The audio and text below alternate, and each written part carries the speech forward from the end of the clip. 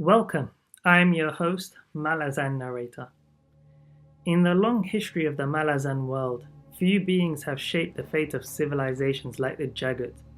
They are not conquerors, they are not warlords, and yet, in their defiance, they became the catalyst for a war that would reshape the entire continent. Isolationists, scholars, wanderers, cursed by their own past and the relentless vengeance of an entire species. The Jaghut did not seek to rule, but when they did, it was with a grip so absolute that even death could not break their hold. In this episode we delve into the Jaghut, why they rejected empire, why their kind were hunted to near extinction, and why, despite all their wisdom, some among them fell to the very tyranny they sought to escape. We will explore the Jaghut philosophy, why they walked alone, their magic, powerful but never wielded for dominion, Raest and the nightmare of Jaghut Tyranny, Gothos, the lord of hate, and Jaghut, the enigmatic god of death. A people of contradictions, once hunted, once feared, and yet, in the end, merrily trying to survive. This is the tale of the Jaghut. Chapter 1: The Jaghut Philosophy, Why They Walked Alone.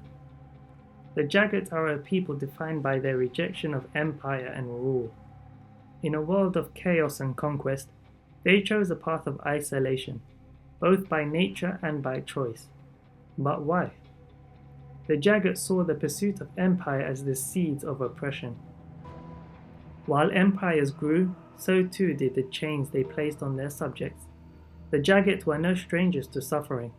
They had lived through the horrors of war, the devastation of their history, and yet they sought neither vengeance nor dominion over others. To them, the very idea of empire was anathema to their understanding of life and freedom. They were philosophers, scholars, travelers of the vast landscapes, with their thoughts more often turned inward than outward. The notion of dominating other beings was foreign to them, repugnant even, but their very refusal to join the struggles for power would set them at odds with other races. The T'lan Imass, driven by their own need for destruction and ever-hungry vengeance, would find their paths crossed with the Jaghuts, leading to an eternal struggle that would nearly wipe both races out. Chapter 2: The Magic of the Jaghut, Power but never for dominion. The magic of the Jaghut was not a tool of subjugation. It was a force tied to the earth itself, a magic of restraint and connection. The Jaghut did not wield their power for conquest. Instead, they used it to understand, to observe, and to protect their lands. This power, however, was misunderstood by those who did not share the Jaghut's philosophy. To outsiders, their magic was seen as something to be feared, as it seemed to defy the natural order. Omtos Feluk. It was not of the earth alone, but of the deep hidden forces that govern the world, beyond mortal sight. The Jaghut had a connection to these forces that most could never comprehend. And yet, this magic was also a burden. The Jaghut, with their disdain for control, never sought to dominate. In a world of conquerors, their refusal to use their power for gain made them vulnerable. In contrast, races like the T'lan Imass used their abilities to tear down civilizations. The Jaghut, however, walked the path of restraint, but even restraint, as we will see, can lead to tragedy. Chapter 3: Raest, the nightmare of the Jaghut Tyranny. Raest, one of the most feared of the Jaghut, stands as a tragic figure. His name became synonymous with tyranny, a nightmare that shattered the philosophy of his people. Raest was a Jaghut who fell prey to the very forces they sought to avoid. Driven by his inner darkness, he became a tyrant, a king of fear, ruling with an iron fist.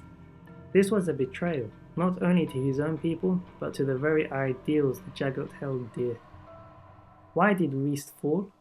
Was it the weight of their isolation, the relentless cycle of time that wore down even the noblest of beings? Or was it simply the corruption of power itself? Raest's reign of terror was marked by his desire to control. to bend the will of others to his own. And so, the Jaghut who had once rejected empire found one of their very own, number creating one. But it wasn't just his power that made Raest a figure of terror. It was the way he wielded it. His cruelty was absolute. His empire was not one of expansion, but of oppression. Dominated by fear and violence, in the end Raest's tyranny led to his downfall. For even a Jaghut cannot escape the consequences of their own actions. Chapter 4. Gothos, the Lord of Hate. Gothos, the Lord of Hate, is another tragic figure among the Jaghut.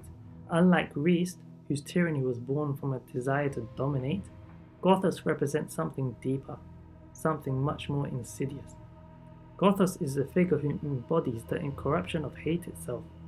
The Jaghut, who valued individualism and freedom, could not escape the seeds of hatred sown within them. Gothos became the living representation of this hatred, an embodiment of everything the Jaghut had feared. His philosophy was one of rejection of peace, of unity, of everything the Jaghut once stood for, the end of their civilization. In wars with the T'lan Imass, Gothos' role as a leader was crucial.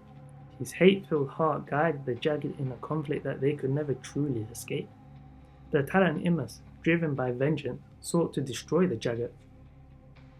But Gothos, with his deep-rooted animosity, only fueled the fire, leading to a clash that would see his race on the brink of extinction. Chapter 5. Hud, the enigmatic god of death. Finally, we turn to Hud, the god of death, whose role in the fate of the Jaghut is both mysterious and essential. Hud, with his ties to death and the afterlife, is a figure who often stands in opposition to the living world, yet he has a peculiar connection to the Jaghut.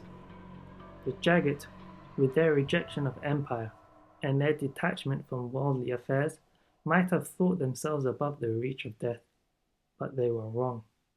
Death, like their philosophy, is inevitable. Hud embodies the end of all things, whether it be a tyrant like Raest, a scholar like Gothos, or a race like the Jaghut.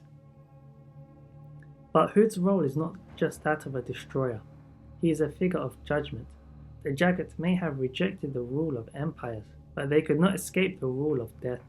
In the end, Hud's presence is the reminder of the inevitability that awaits all, whether in life or in the afterlife.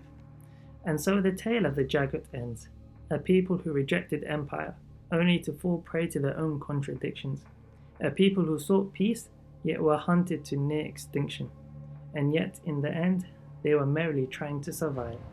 The legacy lives on, not only in their philosophy or their magic, but in the stories of those who crossed their path, the T'lan Imass, the Malazan Empire, and the gods who watched over them.